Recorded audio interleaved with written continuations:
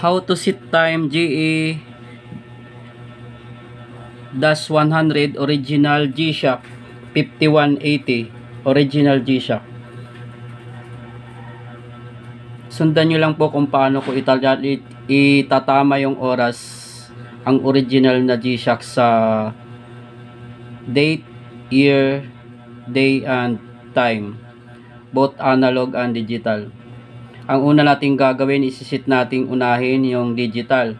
Meron siyang tatlong pindutan o apat. Itong adjust, mode, reverse, forward. Ang una nating gagawin, tatama natin yung digital time. Una nating pipindutin itong adjust, long press. Pindutin mo lang siya ng madiin.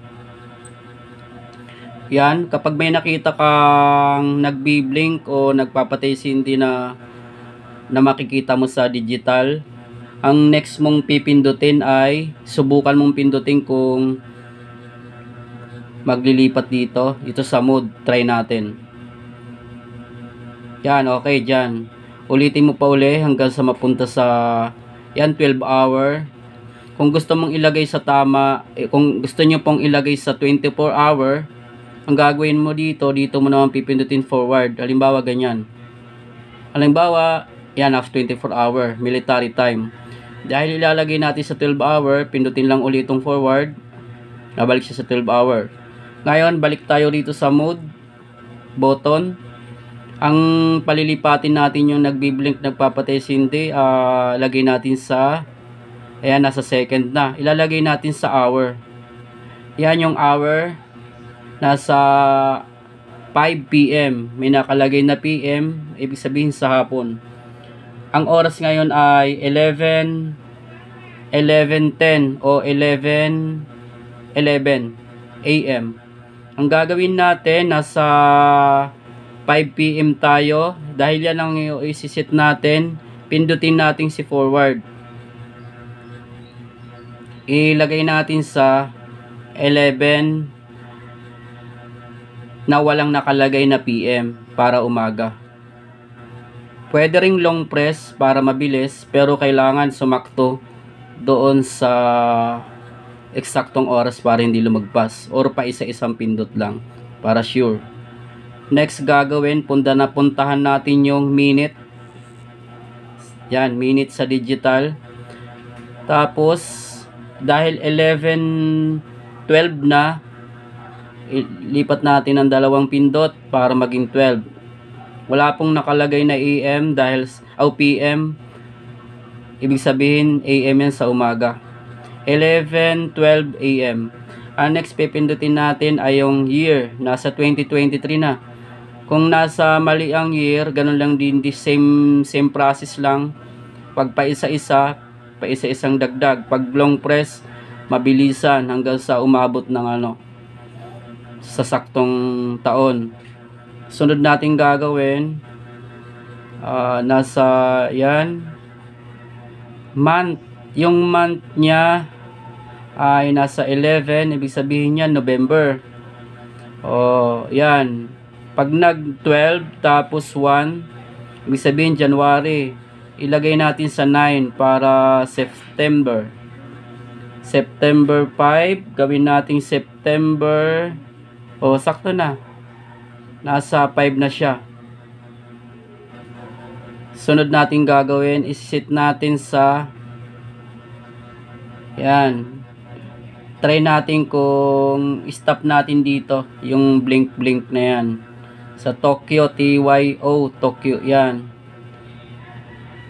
Pag pindot natin dito sa adjust, isang press lang, hayaan lang siyang umiikot hanggang sa huminto.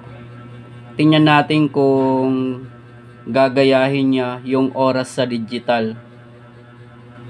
Kung magpaparehas siya ng oras sa digital. Simple lang guys, mag-set ng oras. Ayan na nga guys, 11:14. Ginaya niya yung oras sa digital.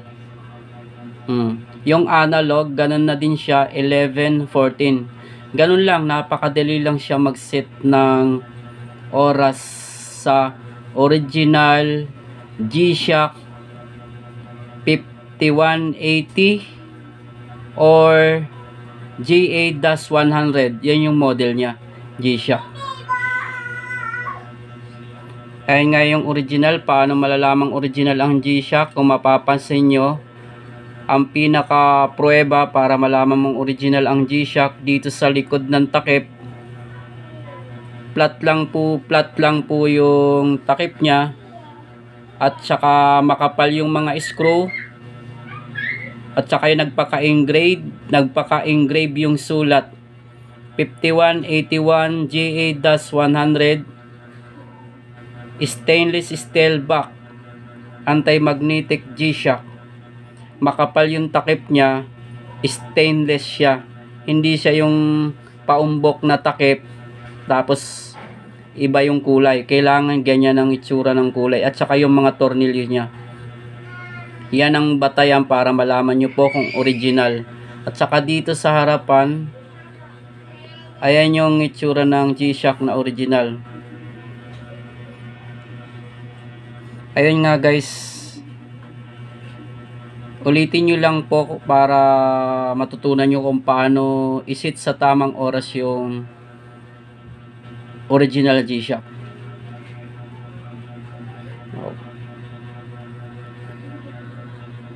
Paano naman mag-set ng paano naman i-set yo sa tamang oras ang mga analog na relay ninyo? Ganito lang siya. Una, bunutin mo siya, i-move mo siya forward.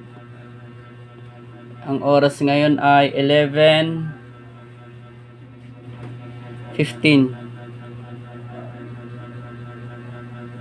Yan, pag naglilipat po yung petsa, tingnan nyo yung window niya sa bandang 6 o'clock, sa bandang ibaba, sa stainless steel na may naka-print na stainless steel na may window siya. Yung 17 naglilipat na siya sa petsang 18.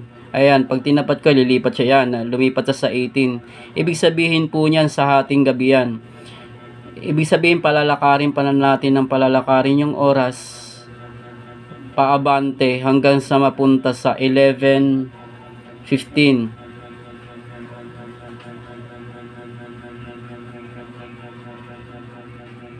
Yan, 11:15 sa umaga. Ngayon, ibabaon mo, tapos iaangat mo yung susi para naman maitama yung petsa. Yan, unang bunot lang. Yan, ang petsa natin ngayon ay 5 September 5, pero wala siyang month, 5 lang. O, sa unang bunot niya para sa petsa, pangalawang bunot niya para sa oras. Ngayon, ibabaon mo siya ng todo. Gano'n na mag-set naman ng analog na relo.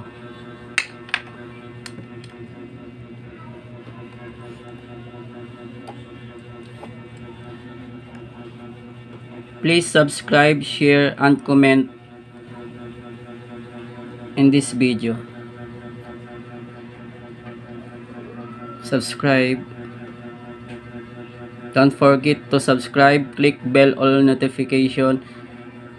Click bell all para ma-notify po kayo sa next video ko. Subscribe. Click bell all para ma-notify po kayo sa next video ko. Thank you. Salamat.